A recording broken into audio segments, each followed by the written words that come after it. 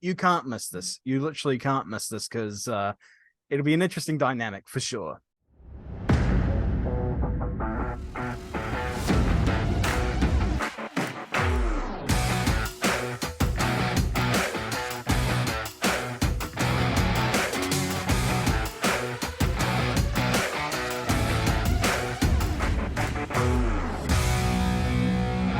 Hello, Guten Tag, and Kia ora to the Feeder Series podcast.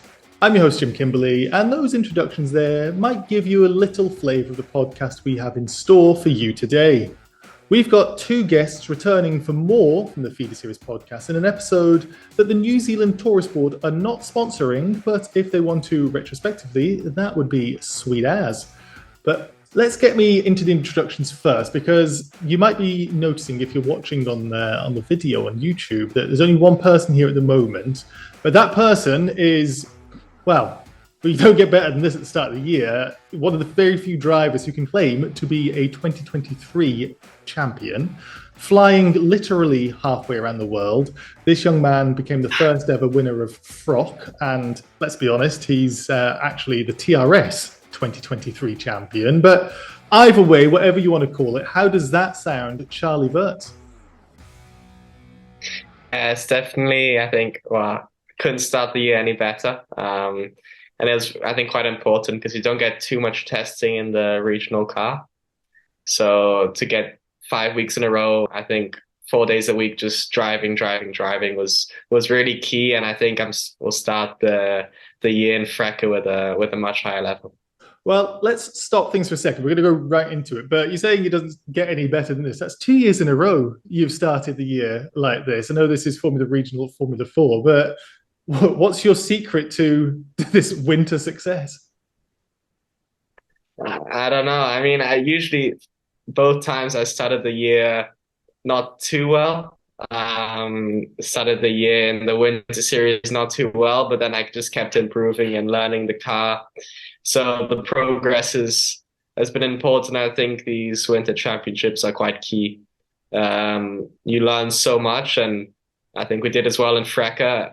I wasn't sure exactly. I knew we could fight for wins, and if I put it all together, wasn't sure exactly what to expect, especially with the Kiwi drivers. They can be, well, my dad raced them 30 years ago in Formula Ford in New Zealand as well.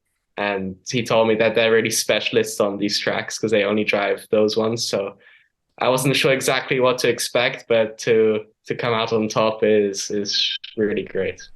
Hey everyone, Jim here. It's around this point where you're probably thinking, where the hell's Josh Revell? I saw him in the title and the thumbnail. He is on his way. We had some mix-ups with very last minute changes to the show this week, but I can assure you he is going to be here and has some hilarious insights as you may expect. As I say every week, please like, comment and subscribe. If you are watching on YouTube, we've reached a milestone of 2,000 subscribers.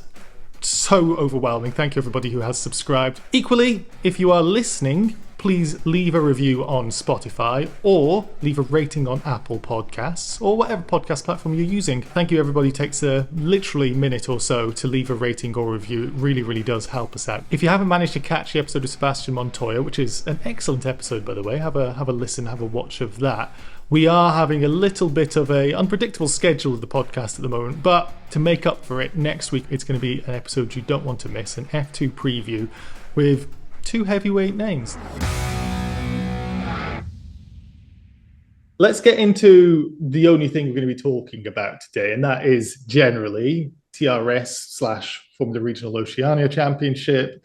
A little bit about the future, but I want to kind of focus on how your year's gone, really. I know it's only February, but it's been pretty damn good. It's the championship formerly known as Toyota Racing Series. You're officially the first champion of it being called Formula Regional Oceania Championship. So has that sunk in yet? And what are your overarching memories of your time in Middle Earth?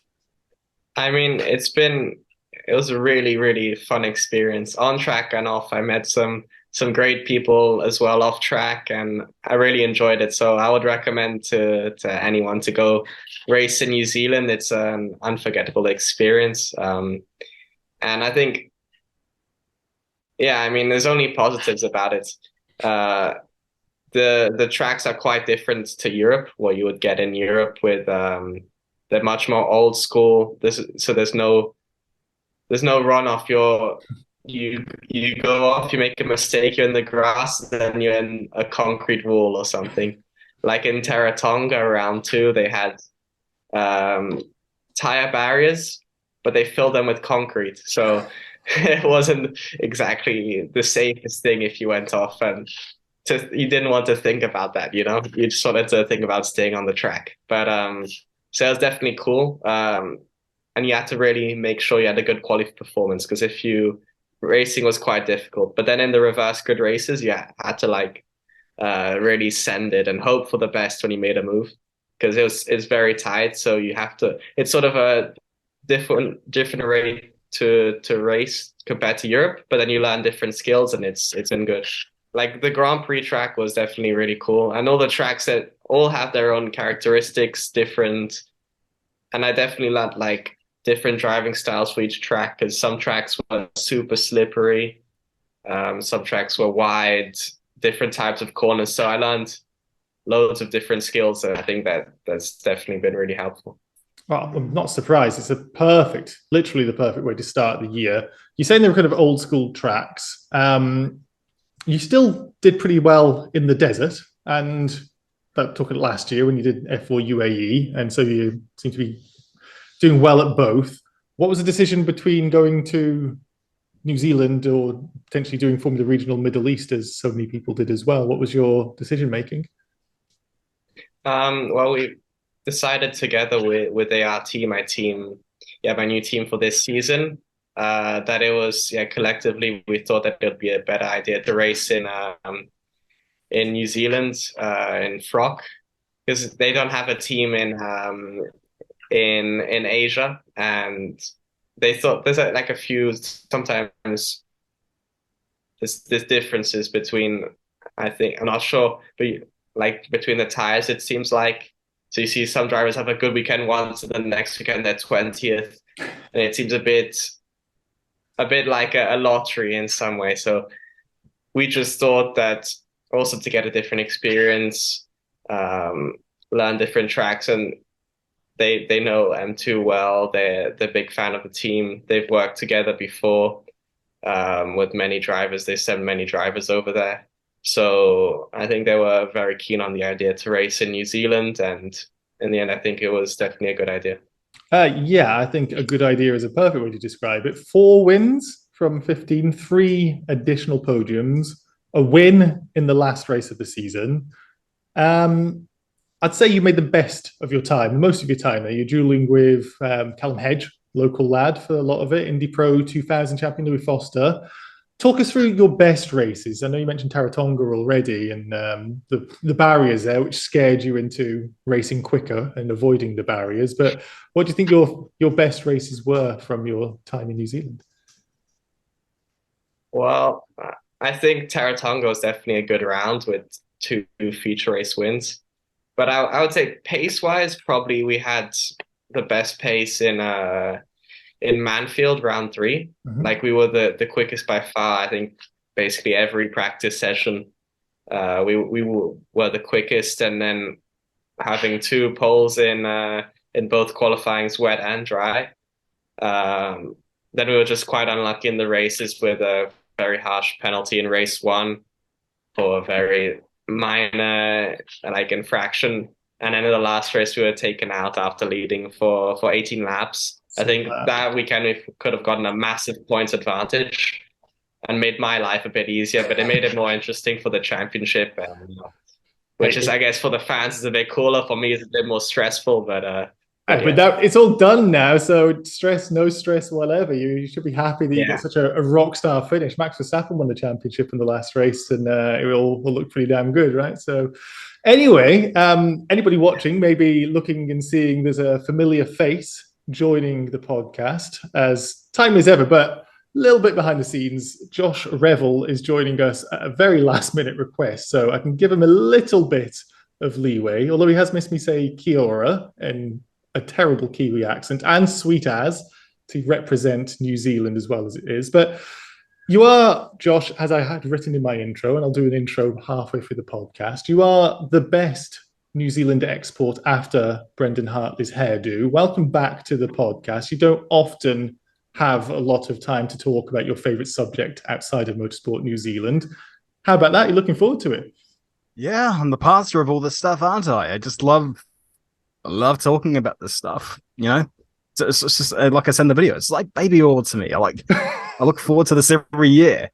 It's just Christmas time for me. Whenever Toyota Racing Series or FROC or whatever it's called nowadays comes back to our shores.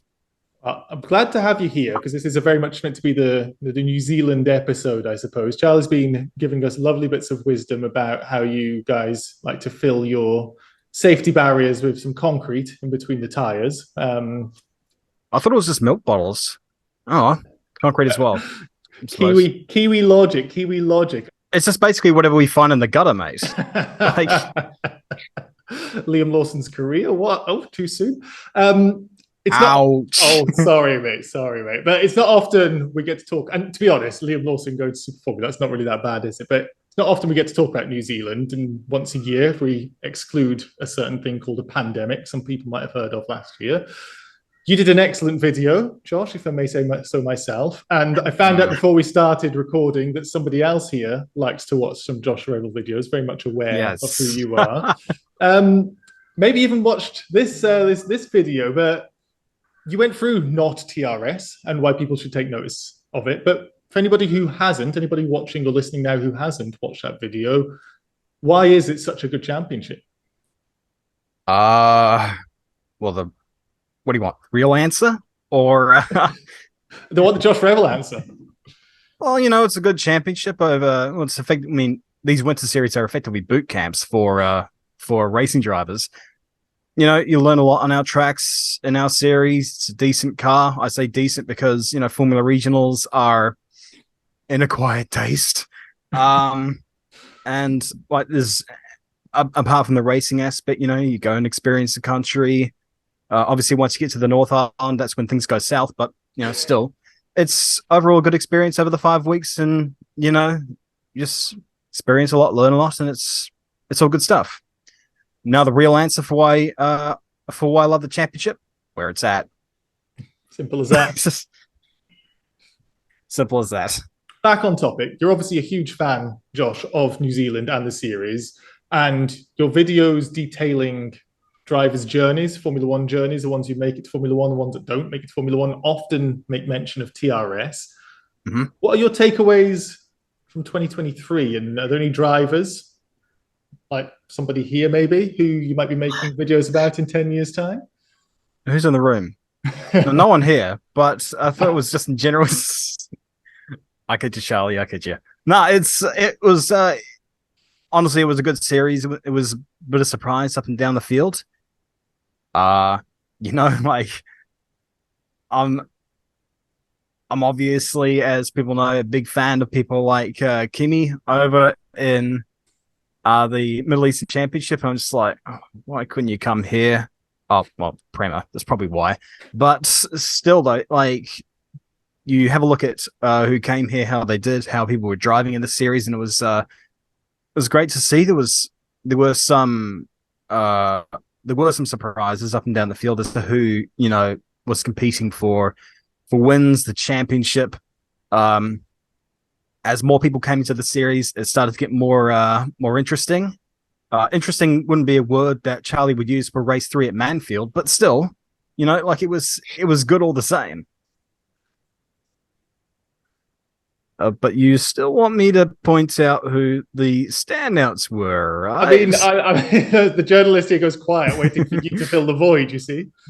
Yes, and it's one of those times where it's like, do I give the correct answer, or do I give the answer that people in the room want to hear?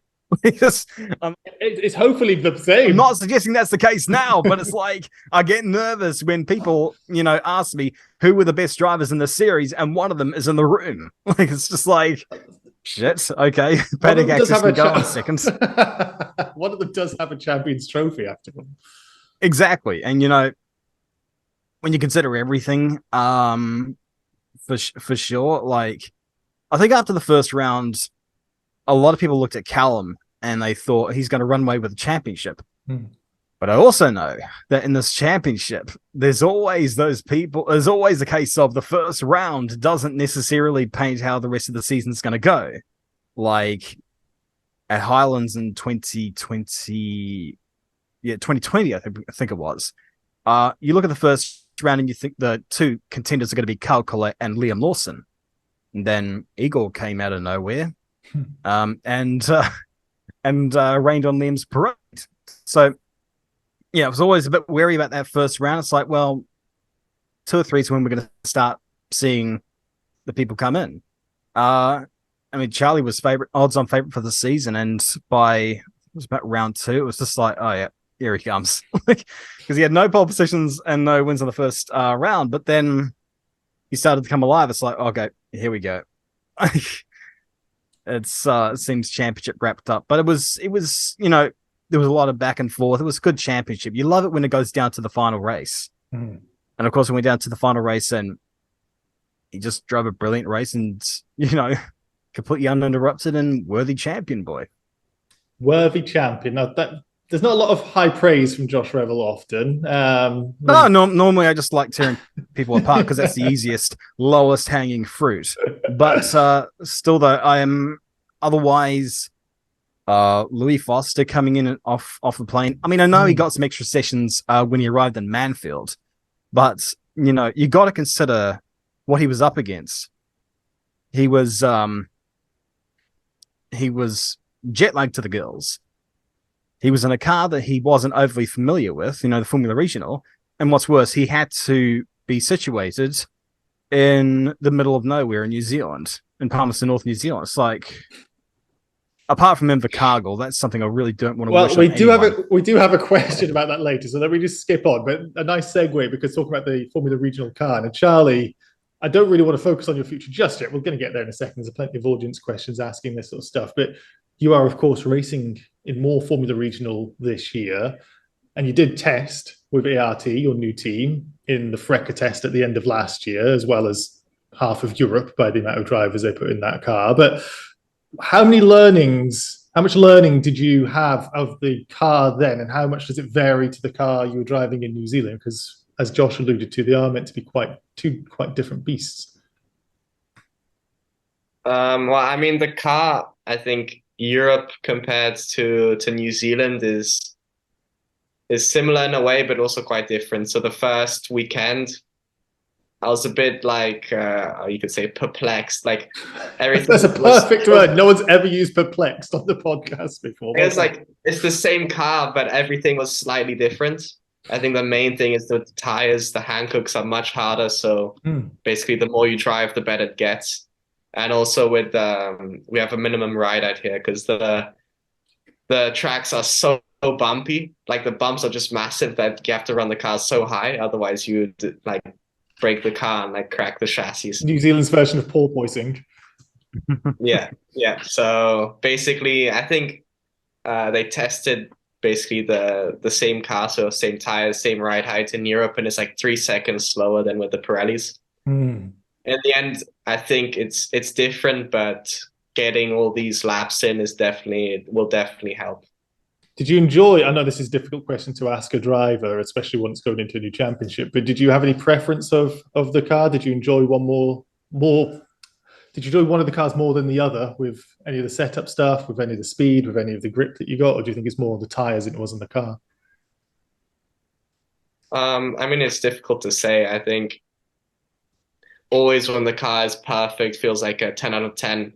Any car you drive is enjoyable. Even like a Fiat 500 could feel like the best grip you've ever felt.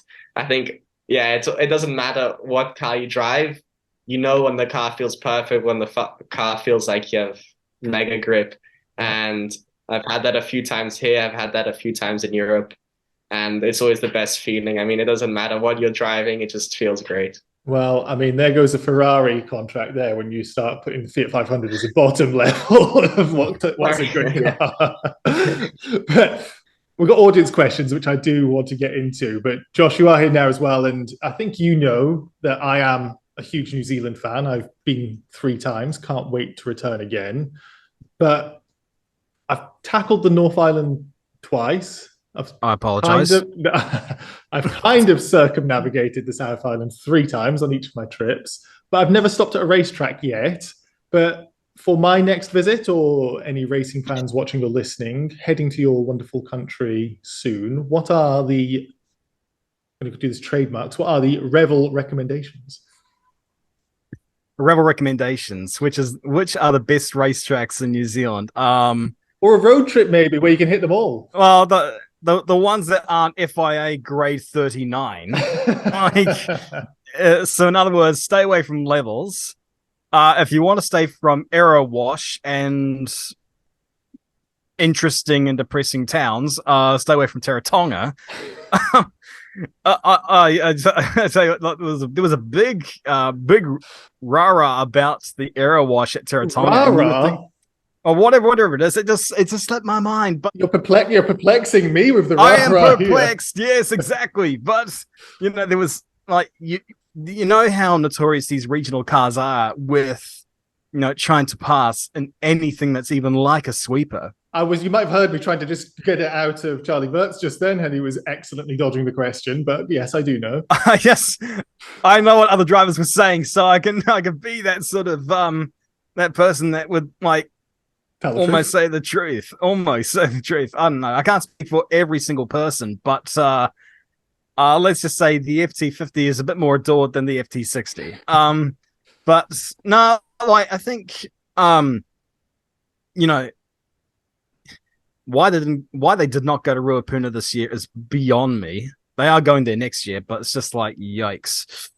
Like Hampton Downs, obviously that's got a few facilities there. You got the go-kart track, you got Skid Pan, the race track, 3 different layouts.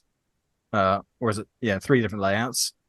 And it's got all kinds of stuff there. Pukekohe is going to the dogs, and literally in about a couple months it's getting bulldozed. So, don't go.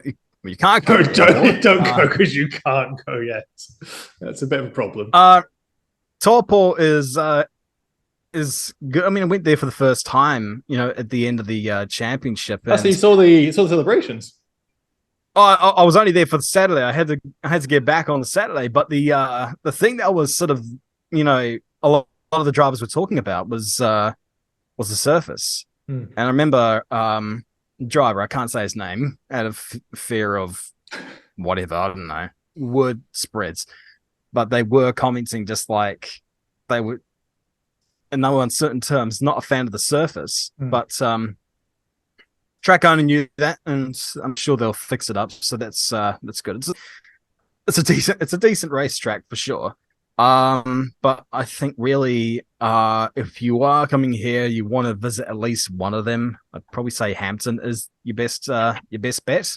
You were quite effusive about that in your video, from what I recall as well. Yeah. Well, I mean, I jokingly made the remark that the best thing about New Zealand racetracks is that if you get it wrong, they kill you. Charlie said something very similar. It's just like, yeah, I guess I'm sort of that mindset where I don't like people keeping the boot in it when they go off the track, these grade 1 circuits where they asphalt the whole track. It's amazing. The FIA put in these mandates where they say you got to asphalt the runoff area, and then they get perplexed whenever people put the boot in it. It's just like, don't do that. It's like, well, you make these rulings, mate. So no, I guess. Hampton in a word. Hampton in a word. I'm conscious of time here because I know one of us here is a bit young and needs to get back for some prior engagements. In how long, Charlie? Like 10 minutes. Okay, 10 minutes. We got to go quick. Josh, you're staying on though as your penance for joining a little bit late. There's a couple of questions I want to ask you as well. Let's move on to the hashtag AskFS part of the podcast. If this is your first time watching or listening, you can get involved by using the hashtag AskFS on Twitter, joining our Discord and use the podcast questions channel, commenting on our YouTube videos, or keeping an eye out on our Instagram posts and stories. So let's see how many we can get through. This question's from Bam/Sam. It's a little one of those German Bs. What's it called, Charlie? The German B? It's basically an S. S, it's double S, right? Double S. Sam. Let's go with Sam. Yeah. via Discord, did the drivers and the other people in the paddock still call it TRS? I mean, CTFROC is quite a long name. Castrol Toyota Formula Regional Oceania Championship is quite long to remember. So I think we just called it either FROC or TRS, whatever's easiest. So are you the TRS champion or the FROC champion? What's your preference? FROC. Oh, wow. The first I think Oceania sounds cool. I get that. I get that. It sounds big. Well, it depends. Like for normal people, like just general people, I think Oceania will sound bigger, but maybe for like more racer fans, no TRS. It's all about the perspective. You just want to sell, don't you? Yeah, I want Australia, New Zealand, all of that. No problem. Genius. I like that, Charlie. That's good thinking. Checo you like this. He wants to know, or she, but Checo, what were your goals coming into the FROC championship? Didn't call it TRS. What were your goals going into FROC? Was it simply to win, or did you have some more things about just getting experience?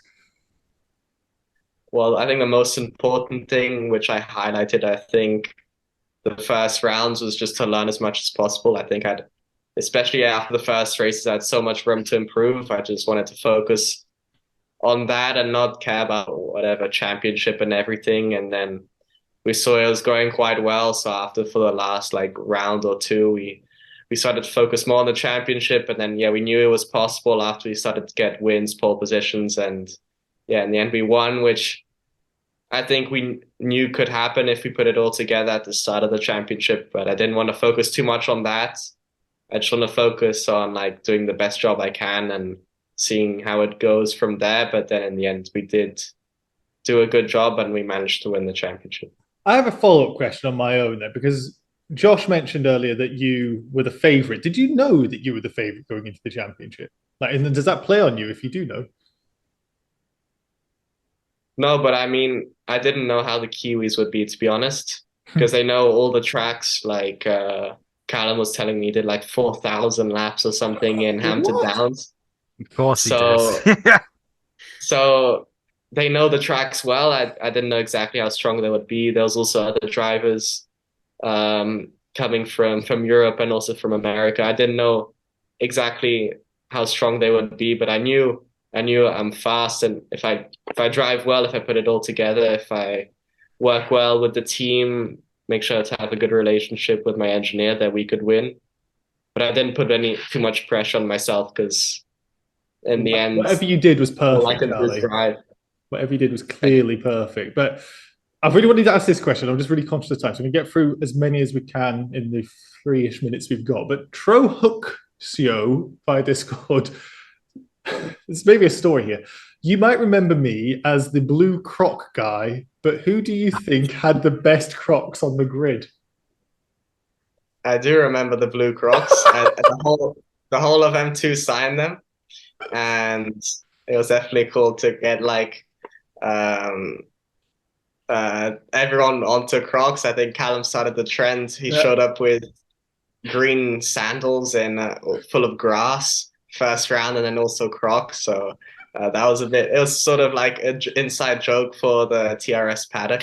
But it was cool. I forgot what the actual question was, but who do you think had the best Crocs was the question. Oh, that's a good question. I would say Ryder, my other teammate. He rocked up with, I think, like these gibbets, the things he crocked up with these like gibbets, the things he put inside the Crocs, and they were completely full. But they're all out of stock in the whole of New Zealand, because it's like I think it's like a new trend or something. So they're like €10 per gibbet. So I think he spent like €200 on his Crocs or something. Brilliant. Well, Josh, you can elaborate on that in a second when Charlie's gone. But couple more. I can't explain this phenomenon. Well, I can't explain my countrymen at the best of times, but please. Well, you've got another question afterwards, but this one's for Charlie right now from Ashley via Discord. What are your opinions on Invercargill? I know Josh would like you to answer this for sure. Well, I mean, you can be honest, man. You can be honest, because everyone in New Zealand thinks the exact same thing. I did have a good weekend there, so I can't be too hard. But No, but I mean, obviously, it's a bit crazy, the track. When I saw it the first time, I was a bit. I mean, it's 45 seconds or something like that. I forgot what it was, but It's a karting yeah. track. yeah. And when I saw the concrete, the tire barriers filled with concrete, I got a bit scared, and I made sure that I wouldn't visit those places and that I would stay on track. But It's the encouraging actual, though. yeah, but the actual track for a quali lap is actually cool. And then I was happy in the race because I had a technical problem in race 3. Something broke on the back of my car. And I was like 5/10 slower than everyone, but because you couldn't overtake, I won the race. So I was actually quite happy that It's it was all about the memories. I get that. I get that. yeah. So I was actually quite lucky that it was such a difficult track to overtake. Well, there might be the same sort of answer here from Avik Mo on Twitter. Which Kiwi track is the most fun to drive? Fun, that is, in your opinion. I would say Highlands was definitely really cool. I mean, you go airborne, 4 wheels in the air, which I don't think that's you'd have that anywhere else in the world, or definitely not in Europe. It was definitely a first over a bridge to go airborne. But and then it's a really cool track. Like all the corners are sort of unique, and what you wouldn't get that in Europe. Banked jumps, concrete walls everywhere. Like half of it is sort of like a street track, and then also Hampton Downs was like really up and down. It's just corners you wouldn't really like get in Europe, so it was really good experience. Those 2 tracks are definitely my favorite. The airborne tracks where downforce doesn't work when you go to the other side of the world. Final question, and we can't go through a podcast without mentioning food, it seems. And you answered favourite cheese last time, I remember, but I don't know if you answered this. Cesar Valero on Twitter, what are your favourite foods? I don't know if you've got a specific one food answer with your 15 seconds left. Well, I remember from my F4 UAE experience in the Rotana, there was this Indian restaurant, and there was the best Indian I've ever had, and I still dream about it to this day. I hope I can go back once to have some butter chicken with naan bread. You had your chance this year. You went to New Zealand instead. I'll just have to go back again. But it's definitely worth just to go to Abu Dhabi just to eat that, because I had it like every day. I gained like 3 kilos from it. We're going to say gained 3 tenths, but you gained 3 kilos. It was worth the joy. Right, quick question for me then, because I know you do really need to go. What was your favourite food that you had in New Zealand? I don't know. Is there special Kiwi food? I can't think of anything. But there was. I mean, our stuff is not very complicated, mate. I wasn't going to ask about your favourite Kiwi food, just your favourite food when you were there. I mean, we had like catering there, and whatever they made was so good. You were there for a month. You didn't just have catering for a month. I've seen M2's catering. That was insane. I looked at that. I just thought, what is this? The amount of food. We had a barbecue for lunch, wraps, everything. So it was. You had everything, mate. Meanwhile, us peasants had to queue for 15 minutes for the damn coffee. Just, I just remember I was speaking to David and Callum, and I just saw the catering at Taupo. I'm like, what the? It was insane. Now, the real reason why he's gone down to New Zealand, not going to F4 or FRECA for the catering. We got the real answer right at the end, Charlie. Thank you so much for joining. I know you need to go and be a teenager with education, annoyingly, getting in the way of talking about your victories. But you go and tell them how you dominated an entire continent, and we'll keep quiet about just 2 islands, okay? Okay.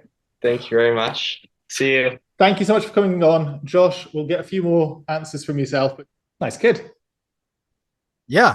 Met him at Hampton Downs, actually. I didn't want to say it there because it would have interrupted everything. But I mean, I was at both Hampton and Taupo for the championship. And the great thing about being at a race, especially at Hampton Downs, great thing about being at those facilities is there's not much shade. And the series is on during the summer, where we got a hole in the ozone layer and a UV level of 12. As a result, yeah, I changed color quite a lot that day.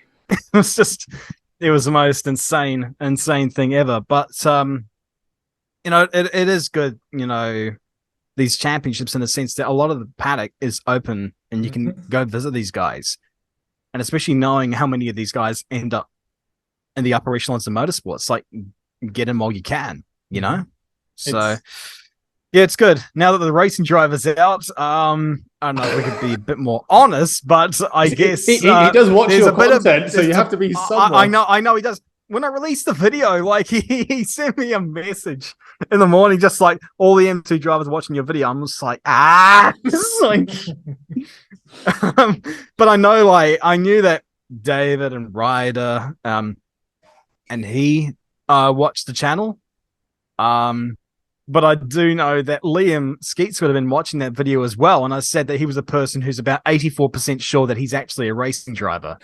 And stuff like that. It's just like I knew there was some things that I was going to say in that video where it's like, shit, like, yeah. But it was cool though. I do enjoy that coming along because it is pretty much our only connection, but just about with the F1 feeder series. So it's always sort of a privilege when you see it come down here. Still though, I was still forever disappointed we didn't get the likes of Kimi Antonelli down here. But I'm praying now that he's won from Mick, that he can come down here and win his 8 millionth championship, take the Oceania Championship, New Zealand Grand Prix, provided he actually does win them, through his resume. I mean, I'm hoping for that, but still, I mean, yeah, there were some surprises this year for sure in FROC, which we'll get into. Is that what you want to call it? Do you want to call it FROC? I mean, I'm still TRS and I'm not even a Kiwi. So I mean, we were all still calling it TRS in the paddock. Yeah. Because it was that for like what 18 years, something like that. So it's like it's hard to shake that. But nah. I don't know. I don't want to hijack this podcast, so I guess I'll hand the hosting back to you before this gets out of hand. No, not TRS works for me. But I'll have these AskFS questions from the audience, which unfortunately, because I like to talk, I like to let the guests talk, I like hearing you talk, that we didn't get to as many. So I was looking through them beforehand anyway, very aware that poor Charlie had to go and be a student for a bit. I thought there are some here which could be answered by not a driver, such as CM Parfait 16 via Discord. Does the New Zealand Grand Prix deserve to gain more global appeal akin to the Macau Grand Prix, for example? What do you think? Well, if we're being totally, I mean, my patriotism goes to a point. Like, I think if you were to ask me what's a more formidable track to conquer, Taupo or Macau, you don't even need to finish that sentence. Well, he didn't say which one should be more. It's more should it be. It's just that if we're getting it up to the notoriety of Macau, it's like Macau is a place. It's rubbish for passing, with the exception of going down to Lisboa. But at the same time, like you conquer those streets, you're worth a damn. You conquer Taupo, you're just another racing driver. But they're going to Highlands next year, which is going to be fun for the Euro wash. But still, that track does present its own challenges, especially at the sweeper. You get it wrong there, gone. You're dead. And especially, little known fact, after the bridge at Highlands, you go through the left-hander. If you screw up at that corner, you light up the rears and you shoot off to the inside. There is a gravel trap there, but also there is an alligator. I've heard this. It's a fake one, but it's still there. I've heard this. What the hell? Well, that's just Tony Quinn's idea of a racetrack. It's just like, but at the same time, the thing is that it's not totally unique because over in Palm Beach, their racetrack before it was destroyed, when it was Moroso Motorsport Park, at the end of the drag strip, there was no tire bundles there. It was just basically the bayou or the river or whatever it was, and there were literally families of alligators that lived in there.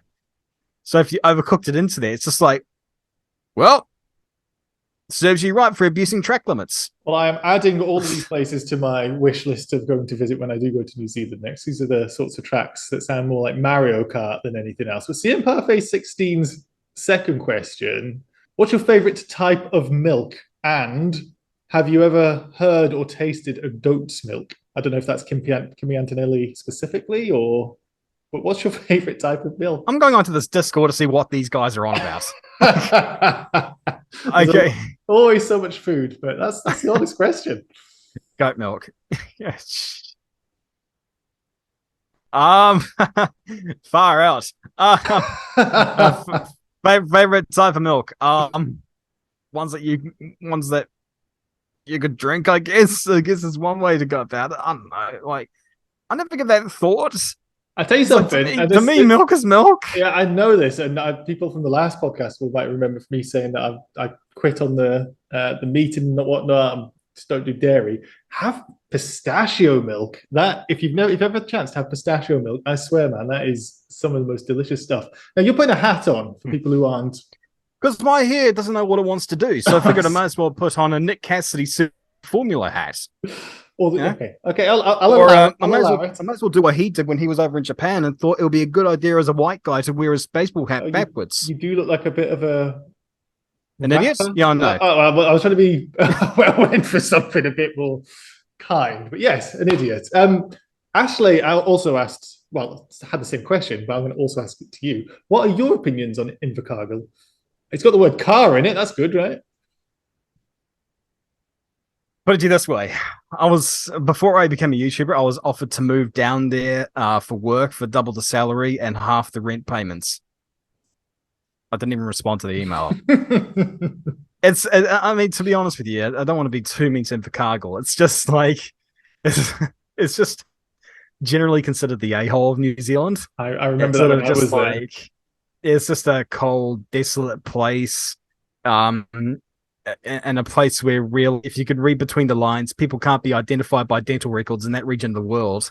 So, it's like, it's just got this reputation, I guess. There's no real reason to go down to Invercargill for anyone who lives up here on our high horses in Auckland. But, like, I don't know. I'm probably going way. Have you ever been too far with this? I don't need to go. You look at the picture and you just think mate, come on. The only reason I wanted to go was my completionist. So I had the Stray bus tour, like they got these Kiwi experiences and whatnot. I did the Stray one back in 2011. North Island, South Island. I was devastated I never made it down there. And they got penguins or something, no? Yeah, we got penguins. Or in Invercargill, where they're at. Around the southern part of the South Island, I think. Yeah. So, but they're cool. We love those critters. We put them on banknotes. That tells you what we think of our penguins. And that's the best thing. Our favorite penguins are the ones that can't fly. That tells you what about our country.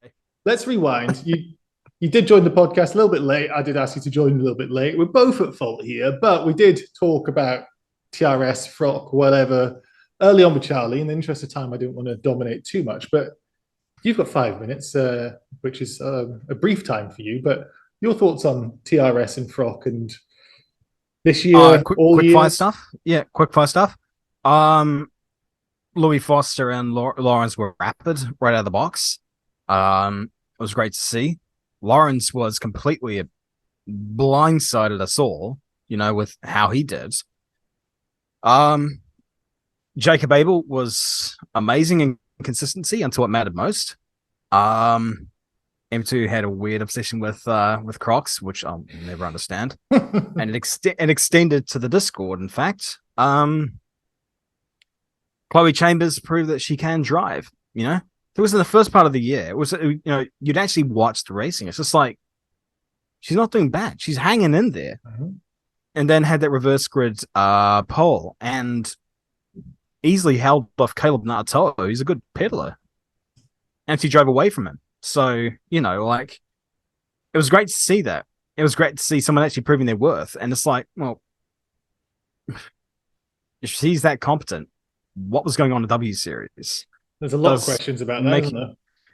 There is a lot of questions about that, but I think anyone who knows the inside of motorsport knows that, yeah, I think we know what happened. But in any case, it was good to see that nonetheless. Jeez, what else? Liam Skeets, Liam Skeets, did bloody well, considering he just is fresh out of Formula Fords, came in, was there or thereabouts in the pace, was constantly up toward the podiums. If he didn't have so many retirements and problems, he may have been pushing Jacob Abel. So it was good to see from him. Yeah, I don't know. Like it was an interesting season for sure. Not one for the ages, though. I think we do kind of remember 2020 with affection, with how close it was between Igor and Liam. Mm-hmm. Like there were stories about what was going on internally, but that's motorsport all up. Well, talk about Mick Schumacher, we can do the same thing, right? Yeah, it's just the thing with motorsport. It's never clean cut as it may seem on the surface. 2019 was great as well, with Armstrong versus Lawson as well. Yeah, there was some good seasons out there. But this did come down to the last race. There was a lot of back and forth. Two up and coming stars. You would think that Wurz was going to run away with the title. I mean, I think a lot of us sort of felt that. It's just like, here's a guy who's been in with Prema, done a lot of stuff in this sort of cars, this F4 UAE champion. Surely he's got to be in. Wasn't quite that. Callum put up a good fight despite putting in his 4,000 hours in the car, which it was 4,000 laps, I think it was. For that, or 4,000 laps, yeah. Well, it's it does sound like an exaggeration. It's not. There was a lot of testing went on in that FT60, but yeah, still though, the fact it went down to the last race, and I think that's what we all want to see. We want it to go down to the last to the last lap of the last race, unless Michael Massey's there, right? Either that, or James Wharton crashes into the side of you. Well, you've looped it in now. We're going to avoid talking about the Middle East, but we had to do it. So it's where I come out as a massive Tuka Tappinen fan. Well, we all like a Finn, don't we? But yes, on that note, we do touch on the other champion that we did get. Well, two champions, and got Kimi Antonelli and James Wharton also joining the 2023 champions list. So well done to those guys. But that's all the time we have for this week. Thank you, everybody, for watching and listening. If you've made it this far, you may be happy to know that Josh is going to be appearing on the podcast pretty damn soon, but we'll talk more about that. With my hero. Well, we'll see that when it comes out. Yeah, we've not said who I did not mention names. No, I didn't mention names, but you do know that I'm going to be sort of, I don't know, what is it? Misty-eyed whenever I see who the guest is. You can't miss this. You literally can't miss this, because it'll be an interesting dynamic for sure. And maybe not who you think it'll I'm be. Very looking forward to it. I'm very, very much looking forward to it. But if you'd like to have your question asked on a future episode, use the hashtag AskFS on Twitter. Drop any questions below if you're watching on YouTube. Respond to our Instagram stories or posts, or let us know what questions you have on your mind on Discord. Look for the podcast questions channel. If you are watching on YouTube, drop a like on the video, leave a comment, subscribe to the channel. You can do the same for Josh's if you want to. I think he's got enough subscribers. No, not enough. We need to get those numbers up. I know I'm a cackhead, but come on, I would like that gold plaque. There's never enough. But we just hit 2,000, so if you have subscribed, really, really appreciate it. That's a big milestone for us in just about a year. So thank you so much if you are subscribed. And if you're not, please smash that button. If you are listening, however, leave a review on the podcast platform you're listening on. We greatly appreciate that. And finally, check out feederseries.net for more Feeder Series insight, and follow Feeder_Series, FS Americas, and Feeder Series Now on Twitter. You can find the links to all of those, plus the Twitter accounts for myself and everyone else on the podcast, in the YouTube description or the podcast show notes. Until next time, when we're going to have Josh Revell, we have been the Feeder Series podcast. Goodbye.